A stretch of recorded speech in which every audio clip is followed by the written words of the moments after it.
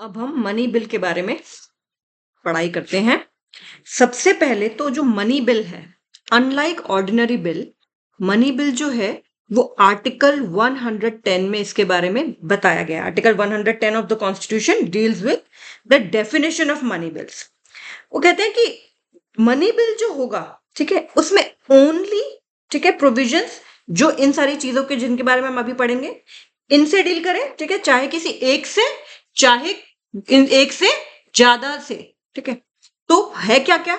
सबसे पहले relating to taxes है, कोई टैक्स इम्पोज करना है, ठीक है। कोई टैक्स है, गवर्नमेंट कह दे कि नहीं है भाई, अब आप जैसे अभी ऑलरेडी हमारे पास बहुत सारे टैक्सेस हम लोग देते हैं, हो सकता है गवर्नमेंट को कोई नया टैक्स लगाना हो, ठीक है।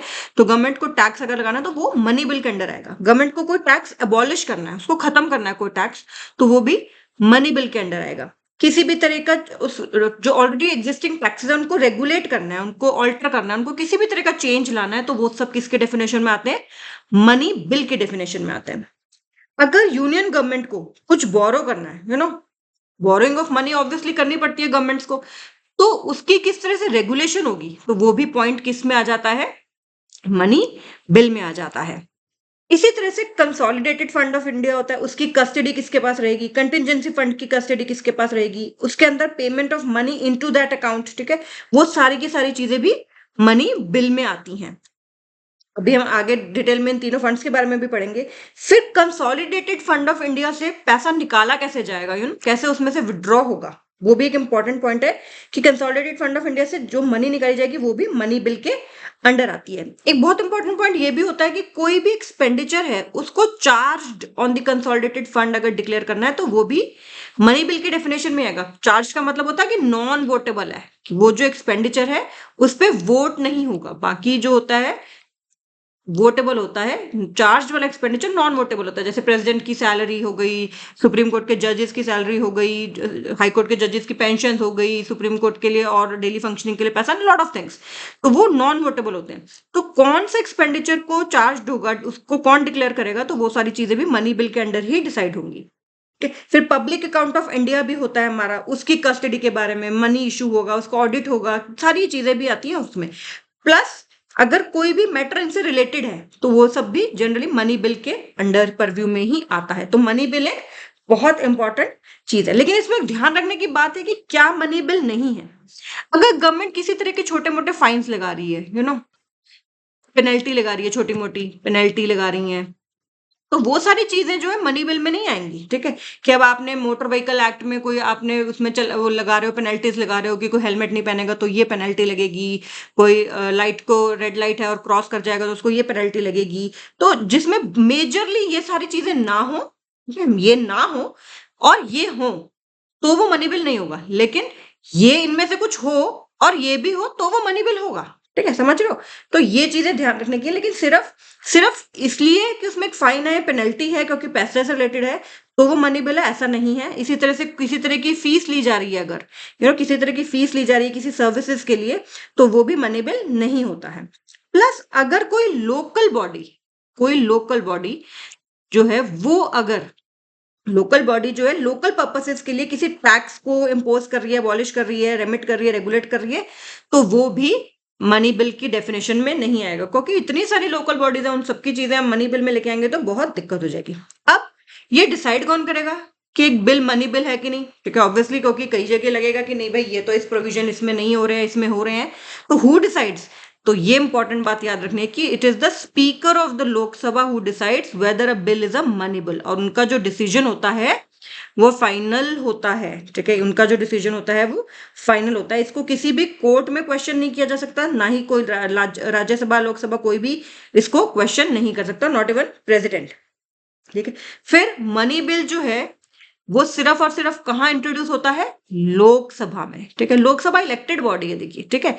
Money bill can only be introduce in the Lok Sabha and not in the Rajya Sabha, and that too only by a minister, ठीक है। सिर्फ मिनिस्टर ही इसको इंट्रोड्यूस करते हैं। और ये भी याद रखने की बात है कि इसको इंट्रोड्यूस करने से पहले प्रेसिडेंट की रिकमेंडेशन चाहिए होती है। मनी बिल की इंट्रोडक्शन से पहले प्रेसिडेंट की रिकमेंडेशन चाहिए होती है, एंड ये सिर्फ एक मिनिस्टर ही करते हैं, इसलिए इसको गवर्नमेंट बिल भी कहा जाता है। क्योंकि मनी बिल को गवर्नमेंट बिल भी कहा जाता है, क्योंकि इसको मिनिस्टर ही इंट्रोड्यूस कर सकते हैं। तो स्पीकर का डिसीजन फाइनल होगा कि मनी बिल है कि नहीं है, प्रेसिडेंट की रिकमेंडेशन चाहिए उसको इंट्रोड्यूस करने से पहले, और सिर्फ मिनिस्टर ही कर सकते हैं और सिर्फ लोकसभा में ही कर सकते हैं। अब मानो कि मनी बिल इंट्रोड्यूस हो गया लोकसभा में, वहां पे डिस्कशन हुआ, डिबेट्स हुई, जो भी हुआ, जो प्रोसीजर है वो हुआ, एंड उसके बाद उसको लोकसभा ने पास कर दिया। अब क्या होगा, क्योंकि बाय कैमरल है, दो हाउसेज हैं, तो दूसरे हाउस के पास तो जाएगा ही जाएगा। तो दूसरे हाउस के पास गया, यानी कि राज्यसभा के पास गया। जब उसको राज्यसभा के पास, अच्छा, राज्यसभा के पास भेजने से पहले आपको वो सब हम पहले भी कर चुके हैं कि जो स्पीकर है उसको इंडोर्स करते हैं कि मनी बिल है। अब राज्यसभा के पास देखिए कुछ पावर्स नहीं है इससे रिलेटेड, ना तो वो उसको रिजेक्ट कर सकता है, ना ही उसको अमेंड कर सकता है। वो रिकमेंडेशन यानी कि सजेशन दे सकता है, सजेशन यानी कि रिकमेंडेशन दे सकता है, वो भी फिर लोकसभा की मर्जी है। लोकसभा में एक्सेप्ट दोज रिकमेंडेशंस, ठीक है, में accept some of the recommendations, ठीक है, में not accept any of the recommendations, that is up to Lok Sabha. And इसमें एक टाइम फ्रेम भी दे दिया, that's a very important thing, that Rajya Sabha must return the money bill within 14 days, चाहे with recommendations, चाहे without recommendation. Then just like I told you, Lok Sabha can either accept or reject all or any of the recommendations of Rajya Sabha. If Rajya Sabha accepts some recommendations or maybe all the recommendations, तो वो जो accepted form के बाद वो deemed to be passed हो जाता है।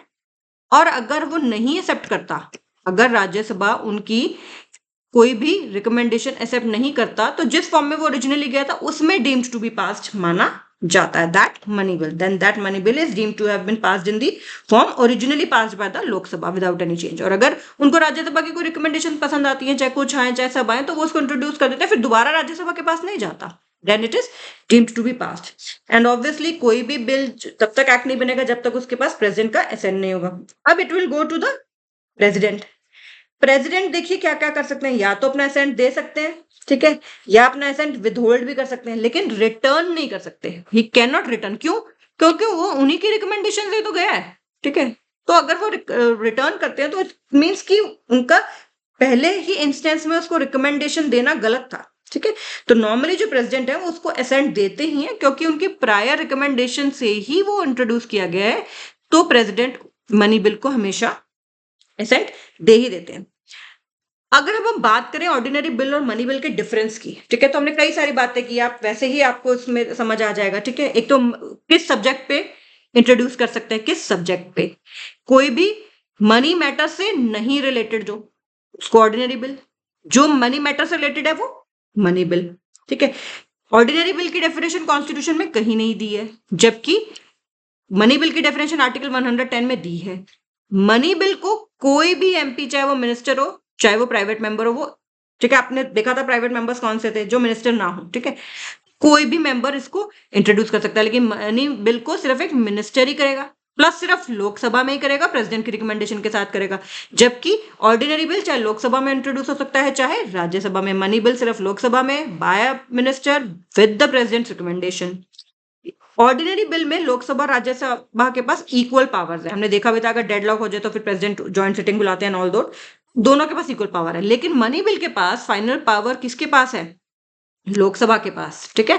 It has, हम यहाँ पे रोल ऑफ लोकसभा ही पढ़ रहे हैं, तो फाइनल पावर लोकसभा के पास है, वही डिसाइड करता है, ठीक है, मनी बिल है कि नहीं है। फिर उसमें Rajya Sabha basically has no role, because उनकी रिकमेंडेशन भी लोकसभा माने ना माने, इट्स अप टू लोकसभा। अब राज्यसभा का क्या रोल है?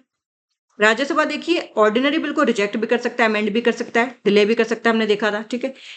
लेकिन राज्यसभा मनी बिल को ना तो रिजेक्ट कर सकता है ना ही अमेंड कर सकता है, सिर्फ सजेस्ट कर सकता है चेंजेस, सिर्फ सजेस्ट कर सकता है कि कुछ रिकमेंडेशन दे सकता है। ऑर्डिनरी बिल में स्पीकर का रोल जो है, ऑर्डिनरी बिल में स्पीकर का रोल कुछ खास नहीं है, ये हमने देख ही लिया है।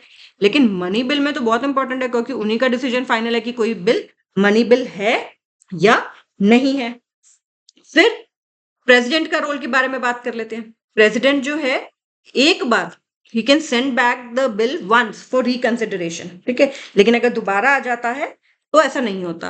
एंड मनी बिल में ही कैन ओनली एक्सेप्ट और रिजेक्ट, ठीक है, कैन नॉट सेंड बैक, ठीक है। और जनरली, ठीक है, उनके पास ये पावर है कि वो रिजेक्ट भी कर सकते हैं money bill, president has the power, but वो करते नहीं है क्योंकि उन्हीं की रिकमेंडेशन से गया, बट उनके पास पावर है कि वो उसको रिजेक्ट भी कर सकते हैं, लेकिन वापस नहीं भेज सकते रिकंसिडरेशन के लिए।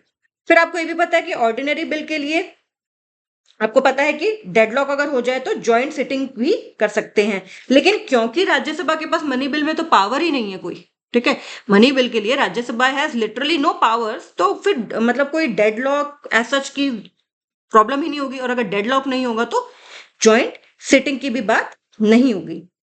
एंड ऑर्डिनरी बिल आपको पता है राज्यसभा मैक्सिमम 6 मंथ्स के लिए रख सकता है, जबकि मनी बिल जो है उसको वो 14 डेज के अंदर ही अंदर उसको वापस करना होता है। तो ये जो है इंपॉर्टेंट बातें जो है ये हमारे ऑर्डिनरी बिल और मनी बिल के डिफरेंस की भी हो गई हैं।